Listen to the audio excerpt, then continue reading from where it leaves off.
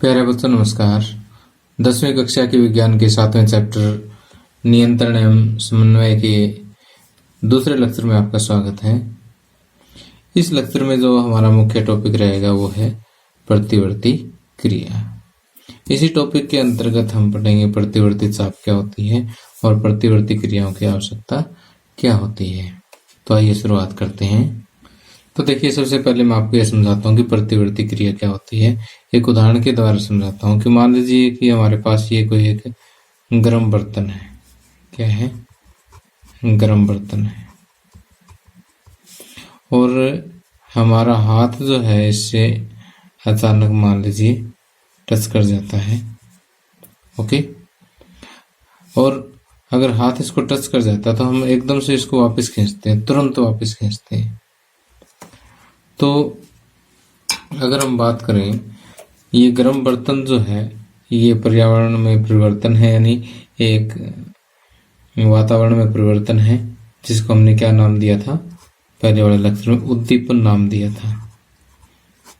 ठीक, और ये जो हमने हाथ पीछे उठाया, ये क्या है? हटाया जो है, ये क्या है? अनुक्रिया है। ये जो हाथ हमने पीछे एकदम से हटाया, ये क्या है?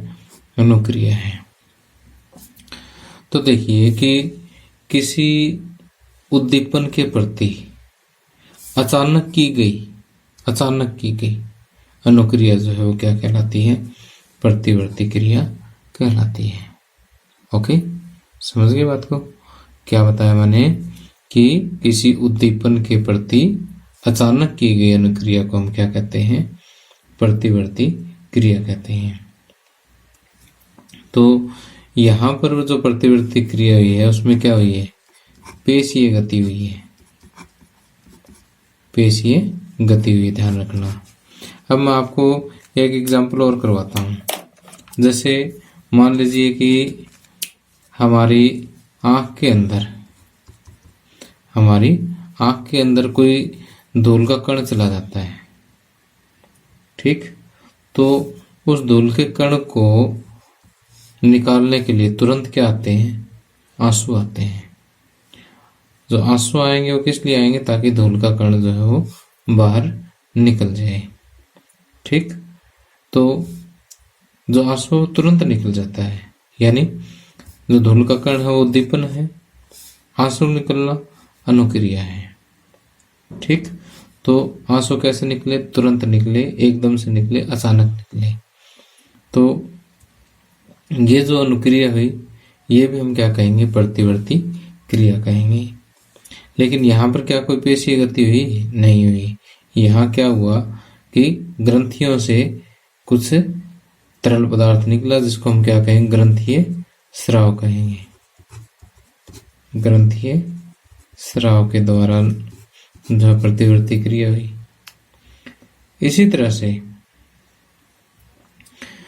अगर मान लीजिए आपको बहुत ज्यादा ठंड लग रही है, अगर ठंड लग रही है तो एकदम से कंपकपी शुरू हो जाती है, यानी आप कांपना शुरू कर देते हैं, यानी पेशीय संकोचन शुरू हो जाता है। ठीक, क्या होता है? अगर आप कांपते हैं तो वहां पर क्या होती है? पेशीय गति होती है, किस्म से हम ये कह सकते हैं। और अगर बहुत ज्यादा गर्मी हो तो क्या होगा? मान ली काफी ज्यादा गर्मी है तो क्या होगा? शरीर से पसीना निकलेगा। पसीना भी कुछ ग्रंथियों से निकलता है, तो यहाँ पर भी इसको हम क्या कहेंगे? ग्रंथीय स्राव। ओके, और अगर हम कांपते हैं तो वह किस्म क्या है? पेशीय गति है। अब देखिए कि यहाँ पर मैंने आपको प्रतिवर्ती क्रिया के 4 उदाहरण दिए थे, और यदि हम इन 1, 2, 3 और 4, अगर इन चारों उदाहरणों में अगर हम देखें तो प्रतिवर्ती क्रिया जो है या तो ग्रंथीय स्राव के द्वारा होती है। ठीक, या फिर जैसे किसकी वजह से होती है? पेशीय गति की वजह से होती है। अगर ठंड लगती है तो हम कांपते हैं, कांपना भी एक पेशीय गति है। गर्म बर्तन को टच हो जाए तो हाथ पीछे हटना, ये भी क्या है? पेशीय गति है। और अगर आंख में कुछ गिर जाए तो आंसू निकलना क्या है? ग्रंथीय स्राव है। पसीना निकलना गर्मी के दौरान, ये भी क्या है? ग्रंथीय स्राव है। तो यहाँ जो है आपको प्रतिवर्ती क्रिया के बारे में ये चीज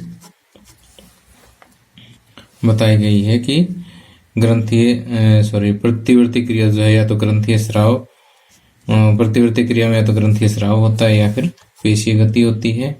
और प्रतिवर्ती क्रिया जो है वो मस्तिष्क के ऐच्छिक नियंत्रण में नहीं होती, बल्कि किसके द्वारा नियंत्रित होती है?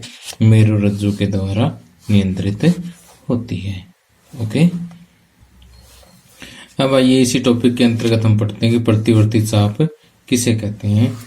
अब देखिए कि जैसे यहाँ पर, जैसे हमने पिछले एग्जाम्पल लिया उसी को हम रिपीट कर रहे हैं कि जैसे यहाँ किसी गर्म चीज को टच होना, इसकी सूचना जो है ग्राही अंगों के द्वारा कहाँ पहुंचती है? ग्राही अंगों से कहाँ जाएगी? संवेदी तंत्रिकाओं में। संवेदी तंत्रिकाओं द्वारा ये मेरुरज्जु में गई, मेरुरज्जु से फिर वापस प्रेरक तंत्रिकाओं द्वारा मैसेज जो है वो अपवाही अंगों तक आया। तो इस तरह से ये जो रास्ता बनता है, ठीक है, इस पथ को हम क्या कहते हैं? प्रतिवर्ती चाप कहते हैं। ओके, अब देखिए हाथ तो यहीं तक है और आगे जो है ये जो है कहीं ये समझ लीजिए बाजू दिखाया, बाजू नहीं है ये मेरुरज्जु है। ठीक है, यहाँ तक हमने एक रफ डायग्राम बनाया हुआ है। ओके, अब देखिए इसी को अगर हम शब्दों में लिखें तो कि कोई भी उद्दीपन होगा, जैसे इस उदाहरण में क्या था? उष्मा था। ठीक, उस उद्दीपन से मैसेज किसने लिया? ग्राही अंग यानी त्वचा ने लिया। फिर ये यहाँ पर जो है संवेदी तंत्रिकाओं द्वारा कहाँ पहुंचेगा? मेरुरज्जु में। मेरुरज्जु से फिर प्रेरक तंत्रिकाओं द्वारा कहाँ पहुंचेगा? कार्यकारी अंग में पहुंचेगा, पेशी में पहुंचेगा। अनुक्रिया स्वरूप जो है पेशीय गति होती है, हम हाथ पीछे हटा लेते हैं। तो ये जो पूरा रास्ता है ये क्या है? प्रतिवर्ती चाप है। अब देखिए कि आगे क्वेश्चन हमारा कि प्रतिवर्ती क्रिया की आवश्यकता ही क्यों पड़ती है।